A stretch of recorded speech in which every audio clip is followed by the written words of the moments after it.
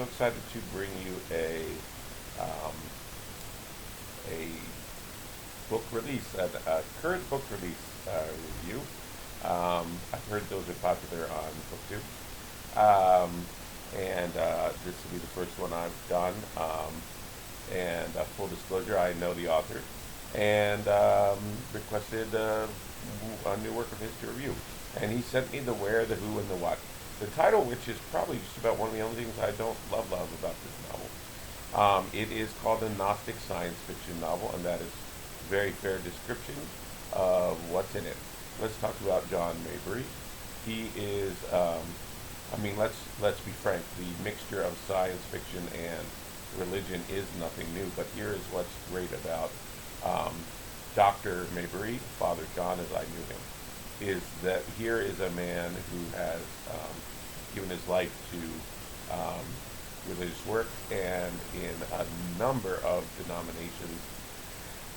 He also taught religion at the university and has published many books on religious topics.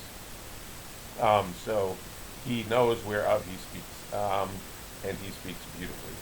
Let's see, what did I read of his before? Can't remember, so I've read 3 or 4 of his nonfiction titles, but I do remember the series that I read was the Berkeley Blackfriar series, which again is sort of religious sci-fi. I want to say I read The Kingdom, the Power, and the Glory are the 3 titles. Anyway, so he's also got a Redhorn Saga series. He's got the Oblivion Saga series, and those are both co-written with B.J. West. And he's got a Christmas novel, I think, and a couple other novels. All right, so let's get into the who, the what, the where, the why, and the when. And right from the get-go, you know this is an ambitious work. There's an epilogue. There's some religious citations right up front. And they're always very well footnoted, but they're never heavy or intrusive or anything of the like. You can skip them if you need to, but I recommend you read them. They're short and they do add a little bit. And then the real exploration of the religious theme is through the story, which is done very much in the story, which is a page turner. So this is not a ponderous text. I would argue there's tons to reflect on here. If you want to take your time with it and enjoy it in that way, I did at certain parts, and in certain parts I just let myself run away with the story. So I think what would happen is probably you'll just run through the story because it's so compelling, and then at the end of that be left with some really interesting religious questions. Regardless of your religious stance, if you are atheist, if you are whatever you are, Baptist, I think you'll come away from this with stuff to think about. One of the gifts of Dr. Mabry, in my opinion, is that he can present these religious discussions to people in a way that is inoffensive to everyone and inviting to everyone. So you needn't have any background in Gnosticism. I've only read Lane Pagel's The Gnostic Gospels. You'll learn about them through the course of the novel. So that's everything to say about that. So we're right in the get-go. We're like, whoa, what's happening? There's a lot to be going on with here, as well as an introduction to the themes of mental illness. So our main character is he is a hero. He is not going to refuse the call, which I think is wonderful because one of his major challenges is his anxiety, and so it's important to say that people that have anxiety are not brave, can be very brave. So they just have anxiety. So that I thought was beautiful. And it's also like, I don't know if you've ever seen the mystery series on TV, Monk. I really enjoyed that one, where his detective skills really come from his mental illness. Here we also have a character who, can memorize the entire contents of a library, tome by tome, and organize them in all kinds of ways and things of that nature due to the OCD. this is going to be very much a skill that he's used for one of his superhero skills. And also coming from his, maybe not from his OCD, but from his anxiety, he's got this hypervigilance, right? Which also is going to be super helpful for him in the adventure to come. So, what is the call that he accedes to? Well, it comes in the form of a strange study group, a religious study group. Our hero has been harmed by religion, and he was raised, and his mother is shown a very strict religious type, and he's on the outs of it. And so this group, he makes his way back in to these deeper questions through the means of this group.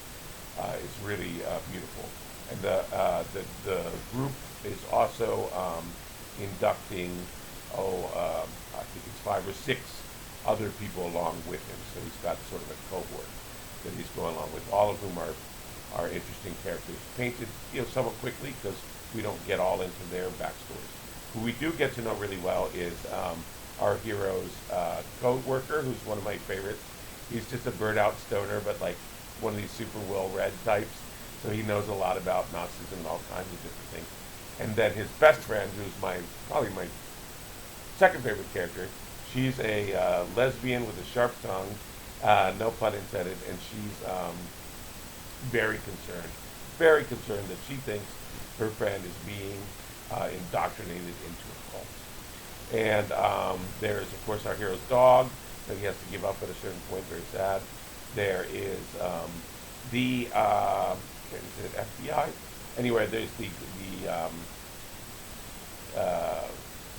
not police, but there's the investigative agent who is also a kick-ass lady who is investigating all this and trying to infiltrate the group in the beginning, and then gets into bigger problems, which is what is behind these S panels, which is our hero is breaking into.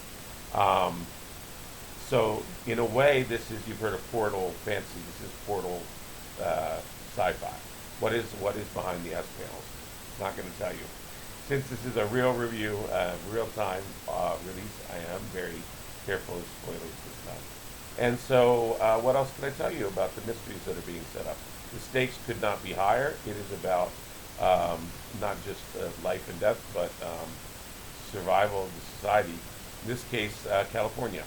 And this is also a bit of an alternative history because this is a California, I would say this is a near-time sci-fi. Not dystopia, but COVID went rather worse in this world than in ours. And there were massive deaths in all kinds of places outside of California, and also it seems like societal breakdown in lots of places outside of California. More and more isolated California, who very strictly dealt with the COVID outbreak and therefore sort of preserved their society more intact, but became increasingly isolated to the point where they are now sort of out of contact with the world outside of California. So that's this California, is the setting, and very much the stakes as well for this book. So I think I've given you the themes and the sort of genres that we're talking about, a little bit about the characters. Don't want to go too much more into the plot. What more can I tell you about the stakes? I can tell you that one of the initiations that the group goes through with the secret society, if you want to call it that, or is it a cult, is you will never forget. Is insane. I can tell you that the main character is going to be pushed to his limits and his moral limits, by which I mean self-preservation and violence, fighting for his life, and living with the consequences of perhaps one of the worst things a human being can do, which definitely strains our relationship to the protagonist. Also, as that protagonist is more and more cut off from everyone in their life except this group. which does become to seem like maybe what is going wrong with this group, except if we buy into that maybe this group might be the last best hope. I won't say for humanity, but so you're very much, depending on that. You don't know till the very end of that whether all of this mystery is true, and therefore all the craziness is necessary, or whether it is just craziness, and his friends desperately need to help him out.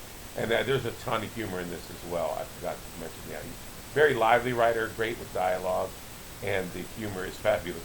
The breakdown of the intervention scene is fabulous. Always good with very, very good also I find with group conflict. So almost immediately, as soon as there's a group formed like this cohort, we also get to look behind the scenes at the leaders of this society, secret society, whatever you want to call it, Gnostic group. We also get to look at the behind the scenes of the hierarchy of the law enforcement people that are investigating. As soon as you see any of these groups, you start to see all the conflict within that group as well. So between the groups there's conflict, within the groups there's conflict, even in the closest friendship group, even in the closest bond, which is this beautiful bond between the hero and his best friend, there is conflict. So that's fabulous, and you never know where any of it's going to end. And I did have a horrible feeling that it might end in a certain way, big way, but which in a way was going to make, I don't know,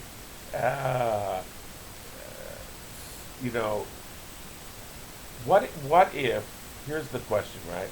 What if this theology plays into the philosophies of the worst fearers of God and the biggest lovers of God both at once? That's kind of the ending, the question that needs answering at the end. And it does go down in the way that I feared, with one little twist by the protagonist of all people, who I'd kind of given up on at this point, and yet makes the last assertion that possibly redeems him and everything. I can't say any more than that. You've got to read this book. It is fabulous. It is not long, and it's whatever it is, a couple hundred pages, 300 pages, but it is a very fast read. You will definitely enjoy reading it, and I think it's one of those really. And how many thrillers can you say this of? I think it's one of those books that you could reread and reread and reread. In fact, I want to reread it right now. So I'm going to go reread this book and recommend it to you. Again, it is by John Mabry, Dr. Mabry, Father John, from the Apocryphile Press, who I strongly recommend as well. They put out amazing religious works and SciFi and all that good stuff. And then there it is, the Where, the Who, and the What, a Gnostic science fiction novel. Questions are welcome in the comment boxes below.